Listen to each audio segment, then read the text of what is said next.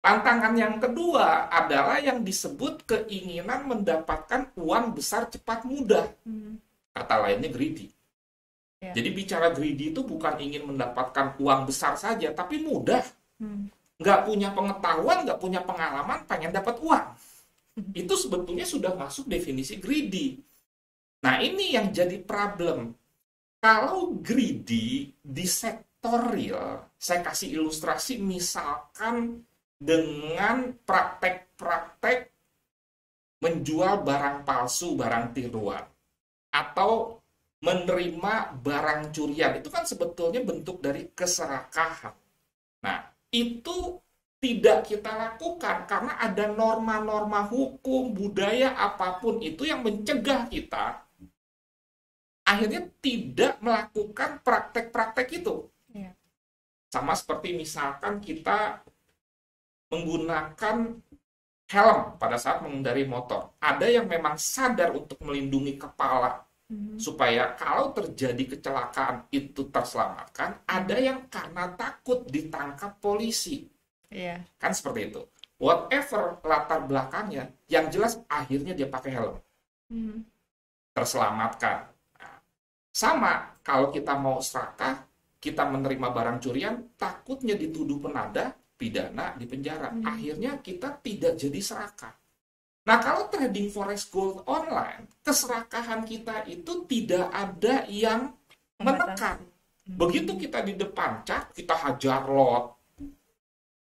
Akhirnya hajar lot, loss, top up lagi. Nah, ini problemnya. Sehingga dengan demikian, kita harus sadar bahwa bisnis ini salah satu tantangan terbesarnya adalah menguasai rasa serakah. Hmm. Di mana nggak ada proteksinya selain diri kita. Hmm. Tipsnya gimana kira-kira? Ya kembali lagi aspek spiritual yang kita tonjolkan. Misalkan pada saat kita mulai melakukan trading, kita berdoa, sholat, sembahyang, dan lain sebagainya. Minta hikmat supaya jangan sampai kita serakah. Hmm.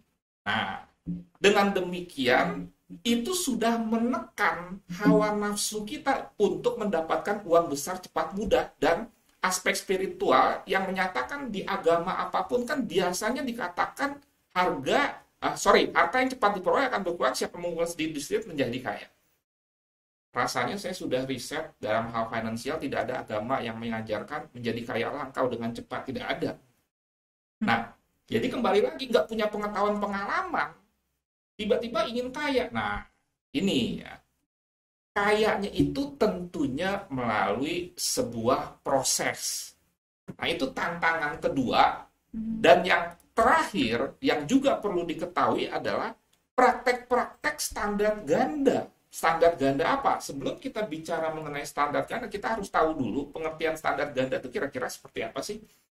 Hmm. Nah, ini dari Wikipedia saya katakan ukuran moral dengan membuat penilaian terhadap subjek yang berbeda dinilai secara tidak sama suatu kejadian atau objek serupa yang terkesan tidak adil atau proporsional.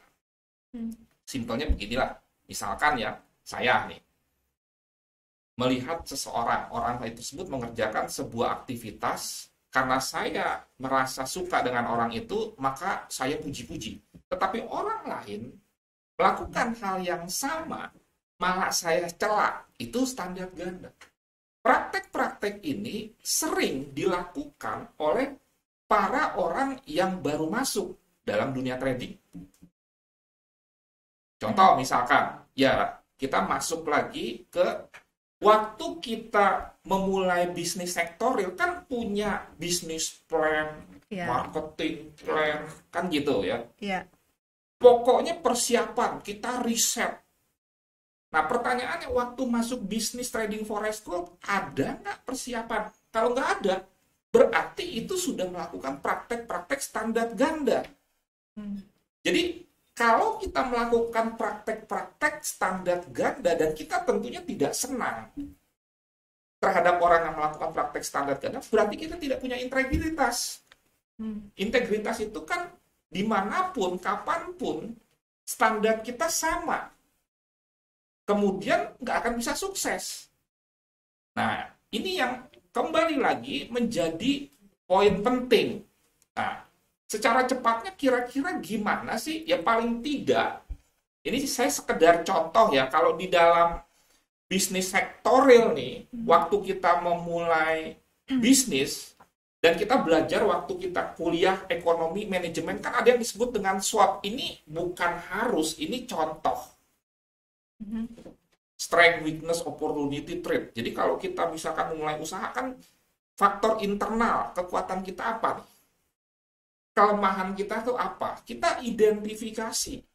Nah, kenapa hal ini juga tidak kita terapkan di dalam kita memulai trading forex gold online? Kemudian peluang, opportunity trade-nya itu lebih faktor eksternal dari luar. Apa peluangnya? Apa tantangannya? Ini hanya sekedar contoh. Ada banyak metode-metode lain. Tapi intinya kita harus mempersiapkan dengan matang, di mana kita dengan mempersiapkan matang tersebut berarti kita menerapkan sebuah standar yang sama antara memulai bisnis sektorial dengan trading forex gold online. Oke. Gitu. Banyak ya Pak tantangannya juga sebenarnya. Iya. Iya. Sebenarnya sih ya, setiap bisnis itu kan punya tantangan, Iya. punya karakteristik. Seperti tadi, kalau di sektor ini ya tantangannya kan mencari pembeli, Iya. mencari klien. Iya. Ya, tantangan keserakan tetap ada, tapi ada proteksi. Hmm. Nah, itulah kita harus memandang apapun bisnisnya harus fair, apapun Iya. bisnisnya harus punya bekal pengetahuan dan pengalaman. Itulah yang disebut dengan background. Nah, itu. Iya. Berarti tadi untuk tantangan yang greedy itu lebih harus dari kitanya sendiri ya untuk forex itu Pak, karena nggak ada hal yang membatasinya. Yes. Oke. Jadi lebih challenging. Betul. Ya, jadi sekali lagi bukan tidak boleh kaya ya, Iya. tetapi ada sebuah proses. Ya sama aja.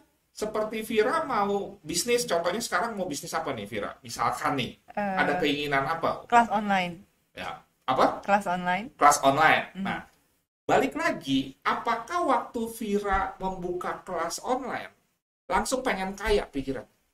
Enggak sih. Nah, langsung Ferrari gitu. Enggak. Kan enggak kan? Iya. Nah, kebanyakan orang menjadikan forex gold online ini sebagai sebuah instrumen atau alat untuk mendapatkan uang besar cepat mudah tadi. Iya, Jadi, oke. standar ganda terjadi. Kan Vira tuh ya udahlah, pokoknya saya persiapkan dulu kelas online ini dengan baik. Cara Materinya. mengajarnya, cara mencari misalkan pesertanya, Materi mungkin promosinya, ya. materinya Oke. tentunya. Nah, sekarang kita masuk forex gold, apa persiapannya? Oke. Nah, salah satunya dengan edukasi-edukasi yang diselenggarakan oleh HSB ini.